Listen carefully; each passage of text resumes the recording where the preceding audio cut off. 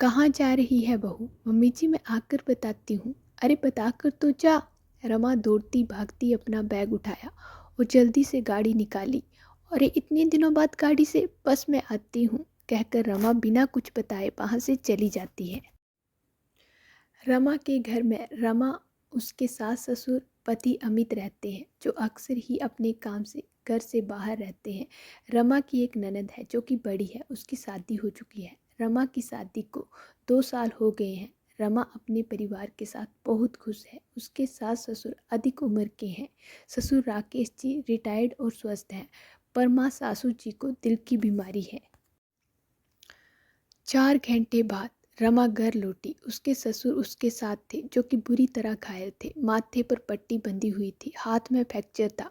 सुधा जी अपने पति की ऐसी हालत देखकर बिल्कुल घबरा गई। अरे आपको ये सब क्या हुआ? कैसे हुआ? कब हुआ? बदहवास वे एक के बाद एक प्रश्न करती जा रही थी। अरे मम्मी जी सब ठीक है, आप घबराएं नहीं, आप बैठ जाइए, सब बढ़िया है, रमन ने उनको समझाते हुए बोला। राकेश जी भी बोले, मैं बिल्कुल ठीक हूँ, बस हेयर लाइन फ्रैक्चर है जो कि जल्दी ठीक हो जाएगा। सर पर थोड़ी गहरी चोट है, कुछ टांके आए हैं, कुछ दिनों में जो कट जाएंगे। राकेश जी ने सुधा जी को बोला। सुधा जी घबराहट के मारे रोने लगी, फिर बोली, अरे ये सब कैसे हो गया? मुझे तो किसी ने कुछ बताया ही नहीं। रमा जल्दी से पानी लेकर आई। वह अपने सास ससुर को पानी देते हुए बोली, इसलिए मम्मी जी मैं आपको कुछ नहीं बता कर गई थी क्योंकि आप घबरा जाती। फिर रमा ने बताया, मुझे एक अनजान व्यक्ति का फ़ोन आया था जो कि पापा जी के नंबर से कर रहा था और कह रहा था कि सड़क पर इनका एक्सीडेंट हो गया। उन्होंने यह नंबर दिया आपसे बात करने को, तो मैं आपको फ़ोन कर रहा हूँ मम्मी जी, इसलिए बिना बताए आपको मैं चली गई। यदि मैं आपको बताती तो आप घबरा जाती, लेकिन मुझे तो हिम्मत दिखानी थी ना। वैसे भी अमित शहर में नहीं है। सुधा अपनी प्यारी बहू की बातें सुनकर बहुत गर्व महसूस कर रही थी। उन्होंने कुछ सोचते हुए लंबी सांस भरते हुए कहा, अच्छा है तूने साल भर पहले ड्राइविंग सीख ली थी, देखा काम आ गई ना। हाँ मम्मी जी, कुछ दिनों से मुझे गाड़ी चलाने में कुछ कॉन्फिडेंस भी आ गया था। पापा जी का एक्सीडेंट पिरान जगह हुआ था, वहाँ पर आने जाने के ज़्यादा साधन नहीं दिख रहे थे। और हाँ, अपनी गाड़ी में से समय पर पहुँच गई। डॉक्टर ने बोला आप इनको और थोड़ा देर से लाती तो ब्लीडिंग हो जाती बहुत ज़्यादा, फिर इनको कोमा में जाने का डर था। सर पर गहरा घाव है, पर चिंता की कोई बात नहीं। डॉक्टर ने सीटी स्कैन करके बताया सब सही है। रमा ने हंस के समझाते हुए अपनी सासू माँ को बताया। सुधा जी भी रमा को देखकर खुशी से मुस्कुराने लगी। आज उनकी बहू ने इतनी समझदारी से एक बेटे जैसा काम किया। राकेश जी को देखने 2 दिन बाद पड़ोस के वर्मा जी आए।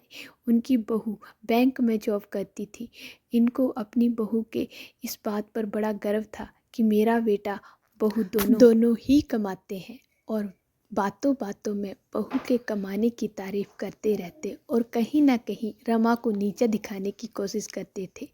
अमित की बिल्कुल भी इच्छा नहीं थी कि रमा नौकरी करे, पढ़ी लिखी तो थी वह, पर अमित कहता था कि तुम घर पे ही रहो, नौकरी करने के लिए मैं काफ़ी हूँ, तुम मेरे माँ बाप और अपना ध्यान रखो, खुश रहो, ज़िंदगी का मज़ा लो, मेरे लिए इतना काफ़ी है। रमा को भी नौकरी करने की कोई खास इच्छा नहीं थी। उसे अपनी सीधी सरल जिंदगी पसंद थी, इसलिए उसने भी नौकरी करने की कोई जिद नहीं की। मैं अपने सास ससुर के साथ मज़े से आराम से रहती थी। उस दिन भी वर्मा जी अपनी बहू की तारीफ कर रहे थे। उनकी बातों से अब रमा थोड़ी हर्ट होती थी। यह बात सुधा जी को भी महसूस होने लगी थी।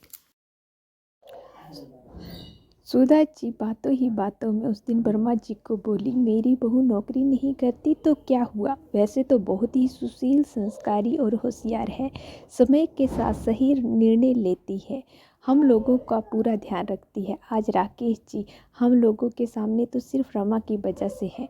डॉक्टर ने बताया कि यदि थोड़ी देर हो जाती तो राकेश जी का बचना मुश्किल था और वह कोमा में भी जा सकते थे।